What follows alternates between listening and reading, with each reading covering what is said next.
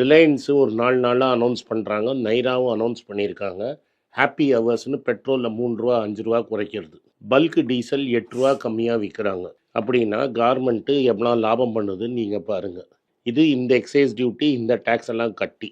இப்போ garment exercise டியூட்டியும் செஸ்ஸையும் குறைச்சிருந்தா உங்களுக்கு டெஃபினட்டா நான் சொல்ற மாரி ரூ. 10 ரூ. 12 1 லிட்டர் பெட்ரோல்லையும், டீசல்லையும் கிடைச்சிருக்கும். ஏஸ் ஓட்டுறவன், ஓலா ஓட்டுறவன், ரேப்பிடோ ஓட்டுறவனுக்கு அந்த பணம் போய் சேர்ந்துருக்கும். அந்த பணத்தை அவன் என்ன மாதிரி பேங்க்கில் வச்சிருக்க மாட்டான். அவன் எடுத்து உடனே செலவு பண்ணியிருப்பான். 2 டீ பிஸ்கெட் வாங்கியிருப்பான். பார்லே ஸ்டாக் ஏறும், பிரிட்டானியா ஸ்டாக் ஏறும், ஐடிசி ஸ்டாக் ஏறும். சாப்பாடு சாப்பிடுவான், எண்ணெய் fortune oil company, Adani will மாதிரி ஏறும்.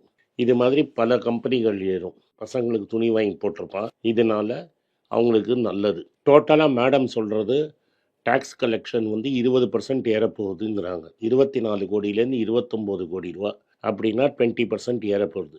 இந்தியாவோட குரோத்தே 10% தான் நாமினல் ஜிடிபினா 20% க்ரோ ஆக போகுதுன்னா உங்கள் பேக்கெட்லேருந்து பிடுங்க தான் போகிறாங்க. இன்கம் டேக்ஸில் பணக்காரனுக்கு ரிலீஃப், இன்டைரக்ட் டேக்ஸில் ஆப்புன்னு வச்சு காசு வாங்க போகிறாங்க.